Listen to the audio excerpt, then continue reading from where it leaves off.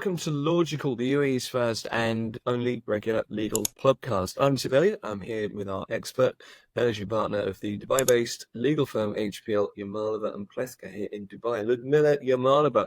Always good to talk to you, Ludmila. Tim, likewise. Always a pleasure to be speaking with you. Seems like the only thing we're talking about at the moment, and I'm very comfortable with this as an English person, is the weather. Ludmila, last week's storm led to the most rainfall in a day in this region since records began, which means possibly it's the most severe storm the region has ever seen. Almost a foot, an imperial foot in less than 24 hours. So it was an event. It, of course, led to flooding. Homes and cars being abandoned, very, very tough times for so many people. What I'd like to discuss with you in this podcast is property damage caused by the recent storm for homeowners, and start with homeowners' rights and obligations. What are the options, generally speaking? Yes, indeed. There has been a difficult time for many, and certainly for a lot of homeowners in the UAE who might have some of whom might have bought properties very recently and have had to deal with these calamities. So it's been very unfortunate and difficult time for many. And in terms of what homeowners can do, their rights and the options do depend on a number of factors. They depend on the nature of the damage itself, and which part of their home was damaged, and also to what extent. Also the cause of the damage. What caused the damage? Is it the wind? Is it the water? Is it the pounding rain on the windows? Is it the flooding? So the actual cause of the damage, or is this the water coming from the ceiling from the neighboring unit? Yeah, so there's so many different aspects of what could have caused the damage. And trust me, I've seen it even where we live in our community, even days after. People were panicking because the unit above was flooding and it was therefore flooding units below. So the nature of the damage and the cause of the damage, as well as the age of the property or the time that you perhaps since it's when you took possession of the property. And perhaps most importantly, it depends on whether the homeowners had insurance or not. So there is such concept as a homeowner's insurance. And so in many cases, what options and what rights homeowners may have really depend on whether they had insurance. Well, let me pick you up on that because it's important, I think, to run through the relevance of homeowners insurance, why it's important, and also what homeowners insurance is. Yes, well, so generally speaking, property damage during rains, for example, in the UAE would be covered by what's called a homeowner's insurance. And the homeowner's insurance in general covers two things. One, it covers the structural aspects of the property itself, such as, let's say, the damage to the roof, the floors, the windows, walls and balconies, terraces, and other facilities that are attached to the property.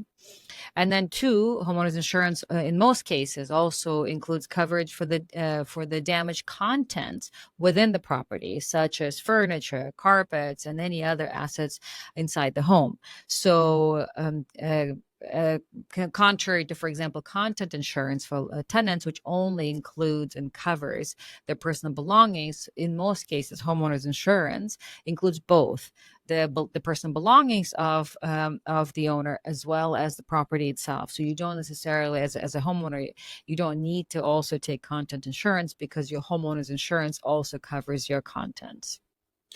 So it sounds like homeowners insurance should cover all the damage caused by the storm and the floods that followed that. But I'm guessing it's probably not that easy. Indeed, and it's a very interesting question, and the answer is actually quite a bit nuanced in legal terms, and this is because many insurance policies, and this not just in the UAE but also in other countries, perhaps where insurance industry is a lot more developed, And then many insurance policies actually exclude damage that results from a variety of events, including floods, and drain backup, standing water, and a number of other sources of water. In fact, in many countries, for example, like the US, again, I speak from personal experience, in addition to homeowners insurance, there's actually a specific and a separate insurance. It's called the flood insurance. So those homeowners who live in areas that are more prone to flood, in addition to their homeowners insurance, would also get flood insurance. Now, that doesn't exist everywhere because those places where floods are not usual, then those homeowners insurance would generally include flood-related damages.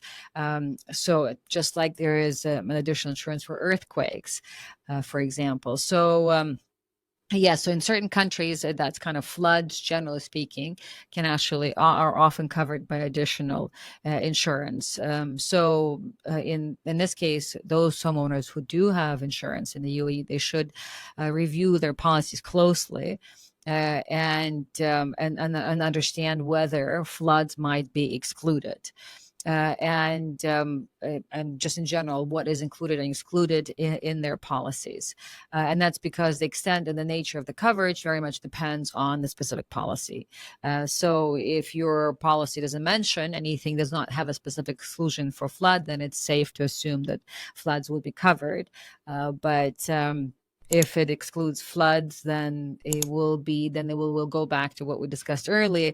It would the coverage would very much depends on what caused the damage. Because remember, it wasn't that we had a tsunami; we had rain that then caused flood. So if it can be shown that the damage in the property was a result of the rain, for example, a leaky roof, then that should be covered, even if, let's say, your specific insurance policy excludes events such as flooding. So you're saying to me, as a person who doesn't read the instructions with flat pack furniture and just thinks I can put that together, read the fine print before you go any further. I've got it. How do you classify the latest event, Ludmila? Was it damage caused by a storm? Was it damage caused by a flood? Where does it fall? That's $1 million question. Mm. But at a high level, for example, if a home's roof is damaged during a storm or rainwater leaks into the house, it is usually considered as water and not flood damage. So the key difference is the event that caused the damage. In this case, is a storm. But for example, let's say the floors were damaged because the surrounding around the property got flooded and the water came through from under the doors, which we've seen in many cases because of the floods outside. Then that could be classified as the flood, although the flood was caused by the rain. So that's why I said it's $1 million question. We haven't really seen claims like this yet. At least I haven't seen it, and I imagine that not many people have, because, as you rightfully said, this is the first event that happened or at least that kind of rainfall in the last 75 years. So. There would not be that many court precedents to kind of refer back to I guess with some kind of degree of certainty to estimate what the courts will decide in this particular case. But certainly, I guess the easy case is that if your property was damaged because of the rain, such as the roof collapsed or water came through the windows and ruined walls. So that's rain related. But anything that has to do with actually standing water and floods, that's where the $1 million question lies. And certainly we will continue to monitor the space, and we'll see, first of all, how the insurance companies deal with this. And in those cases where insurance companies perhaps do not cooperate or agree, if once those cases move to court, as we learn how the local courts will deem this event in legal terms, whether it's the damages caused by rain or flood, we will certainly do another follow-up podcast on this. What about owners who believe that their properties sustained severe damage because they just weren't built very well.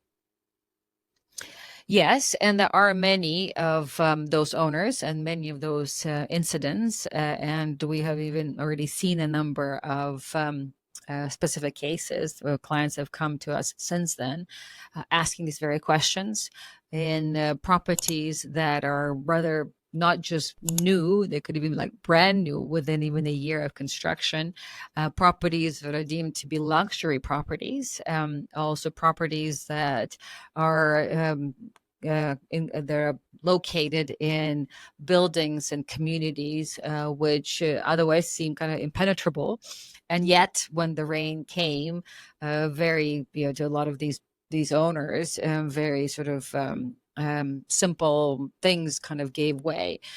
So where water was leaking just through the windows, through the walls, and as a result, and in response to that kind of sort of maybe water damage, parts of the units and houses were coming down in terms of walls coming down and ceilings. And we have seen all these cases already, as I said.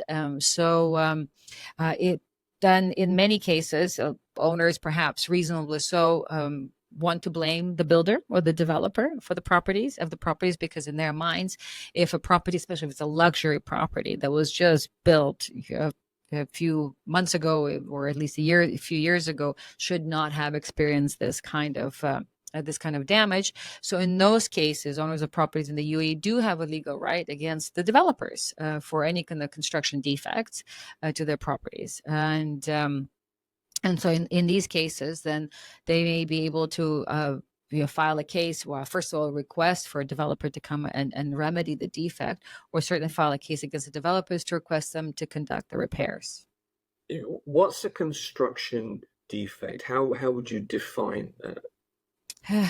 Certainly. So, generally speaking, a construction defect refers to a flaw in the structure of a building that leads to a failure in performance of the building, or decreased value, or potential harm to the occupants.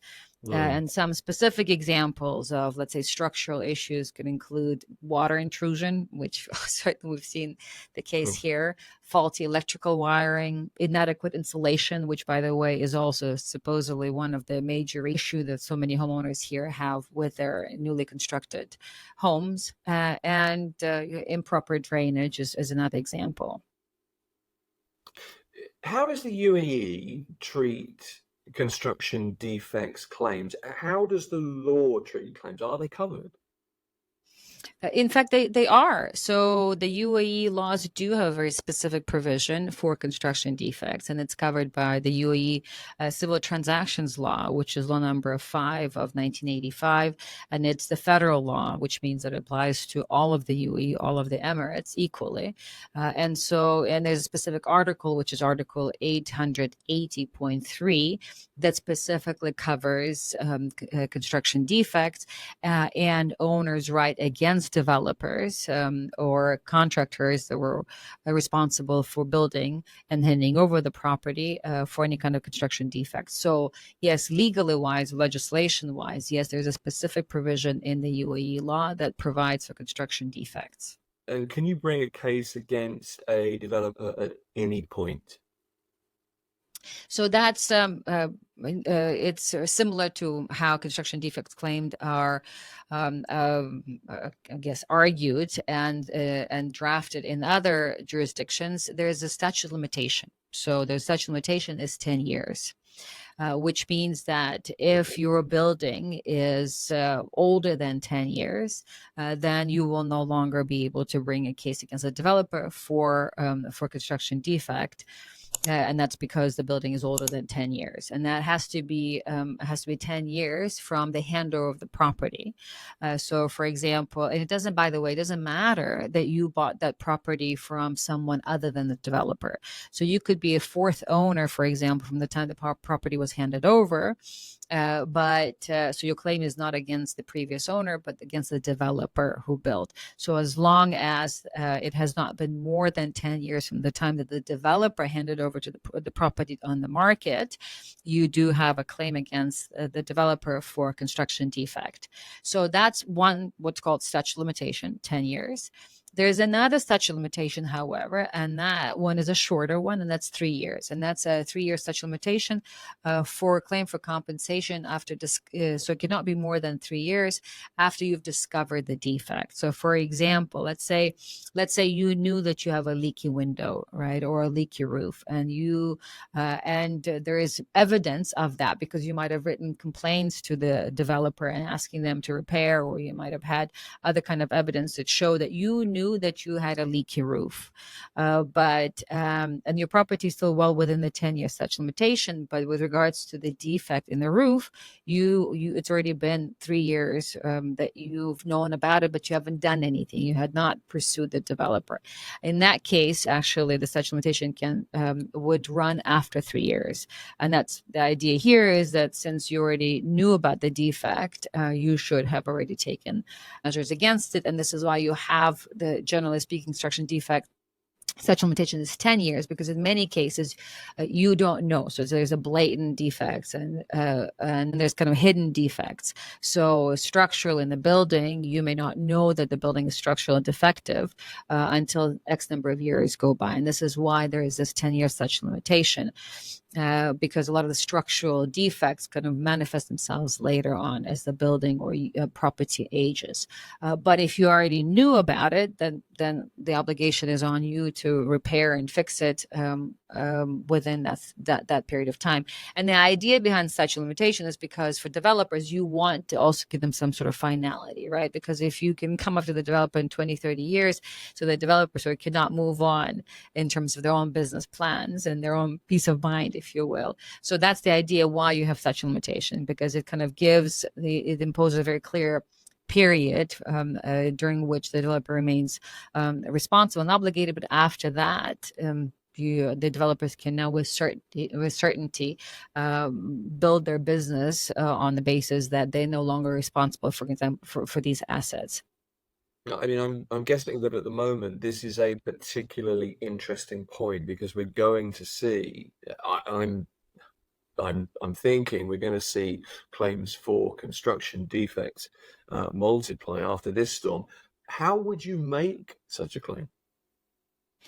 Well, always the first thing you should do is you should document that this was a construction defect. So you reach out to the developer and request for them to come and repair your property. And you could be just matter of fact, especially for those homeowners whose properties are very new. And we've had clients recently, just in the last week, whose properties were just handed over 8 months ago. So you can take a stance, it's just a matter of fact stance. Well, obviously the property suffered this kind of damage because of the construction defect. So you just simply make a very simple kind of almost informal request of the developer stating that the property sustained damage due to what you deem to be construction defect, and therefore you request for them to come and remedy the defect.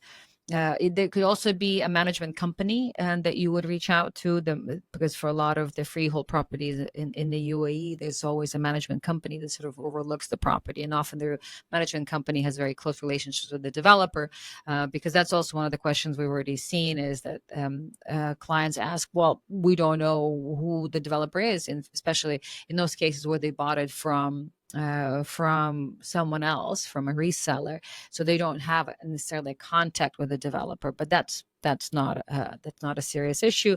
So in those cases, you just reach out to the management company and you request for them to either communicate to the developer or basically to even make a complaint to the management company so that they can refer it back to the developer.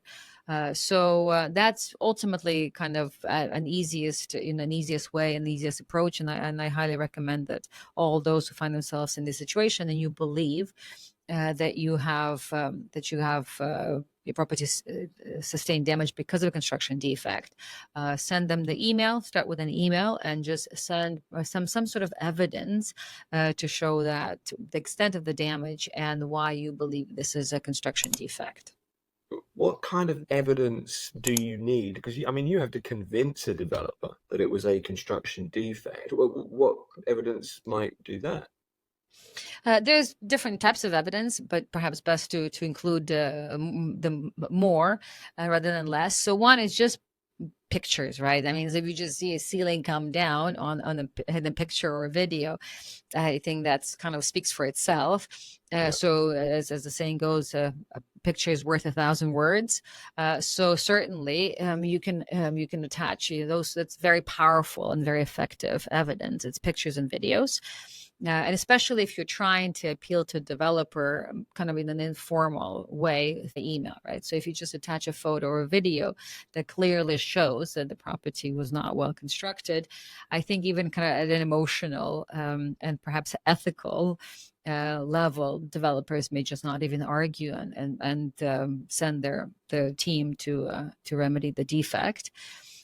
So that's one type of evidence. An additional evidence, perhaps, that I would encourage everybody to consider getting is as a contractor's report from a reputable contractor. And someone perhaps that's may have even done similar work or similar kind of some sort of work with that particular developer, just to give even more legitimacy to the contractor. And they would document the extent of the damage and also their own conclusion as to what would have caused the damage. And we have already seen a report like this, even though it's only been about a week since the incident. We've had clients who've come forward to us with these kinds of claims where they believe brand new properties and suffered significant damage.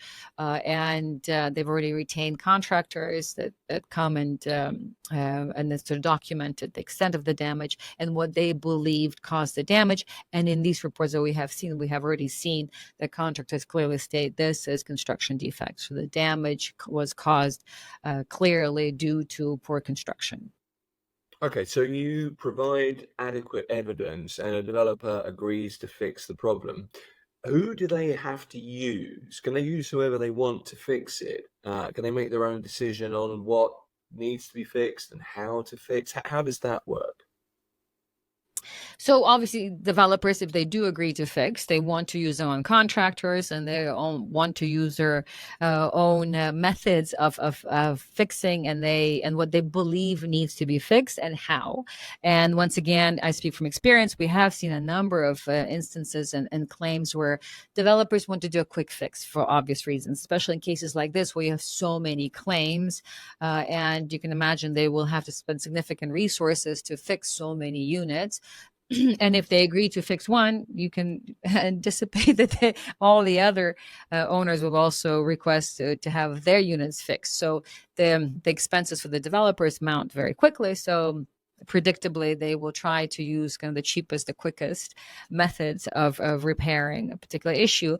But in the very least, you need to request, as a homeowner should request for an engineer to sign off on the repairs. But even prior to that there is a specific job description as to what they're going to do and how they're going to repair these issues, so that later on when their engineer comes, they can sign off on that specific job description and not simply, well, the wall came down, we'll just kind of come and paint over it, which we've seen often.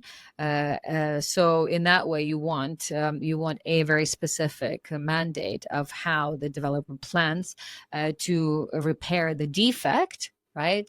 And then also once that's been finished, that there is an engineer sign off on that report, confirming that that job was performed and that it was performed to the relevant standards, and then the engineer signs off on it.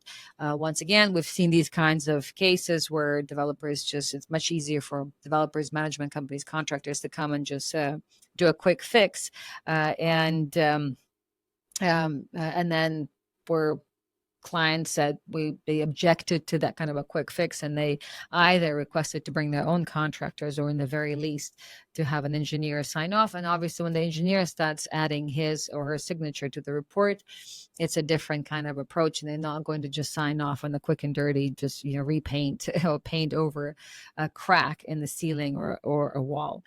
So it takes a different sort of different level of responsibility. So certainly request that, or if in some cases, and we have seen this as well successfully, just bring your own. Just insist that you want your own contractor, and that you want, because you know that it's going to be an unbiased party, and that they will repair to the best of their abilities. And since it's going to be a covered claim, they won't be changing or cutting short their perhaps the scope of work. Okay. What if your developer just says, no, I'm not even going to entertain your claim? Also happens a lot, and I predict that this will happen quite a bit in this case. Again, just by sheer sort of number of cases, unfortunate cases that are happening. So in basically when all fails, as is always the case, you go to court. And you would file a case in court for a construction defect, and in this case, where you will need all of that evidence, you will need to have and the pictures and the videos and the contractors' reports or engineering reports showing that this was a construction defect, and all your communication with the developer, pleading to come and repair the damages, and perhaps their refusal to take responsibility, or their silence. That is also a type of is also evidence. And then you just need to make sure you bring that case, and you make the right claims, which is on the UAE civil transactions law and the specific provision on construction defects, and then you just let the courts decide. And this just happens, you file a claim for construction defect at the local courts? Yes, indeed. These kinds of cases are filed in the local courts with regards to a few other kinds of claims. For example, insurance or car insurance. There's other other authorities that you go to before you file with the court, but here you go directly to the court, and it should be a local court, a court where your property is located. So let's say if it's in Dubai, it should be a Dubai courts, and if you're in the DIFC, then you'll be at the DIFC courts, and you will file with the local court, and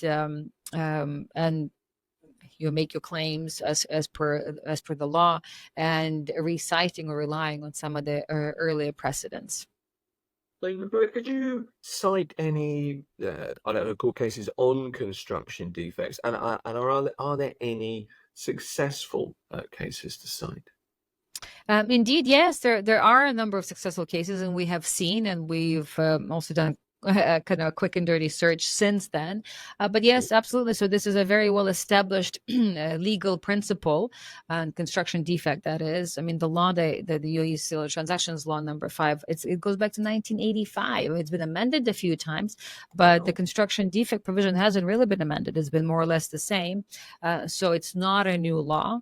And so the courts have seen this claim. They've considered this claim. Obviously, in cases like this, the courts will appoint an expert, and there will be a construction expert, and it could also be an accounting expert to kind of to provide expertise on the extent of the damage, and so then these cases have been successful, and we've seen a number of successful cases that were resolved in the interest of the homeowners against the developers, and the developers were required either to compensate or to actually remedy the situation. So yes, it's an established legal principle, and there's enough precedents on record now to rely on. So certainly all those homeowners who find themselves in these unfortunate situations where the developers are not responding to them and not cooperating, they should know that the law is there. The practice is also well established, and so it's as long as you've got evidence and the right legal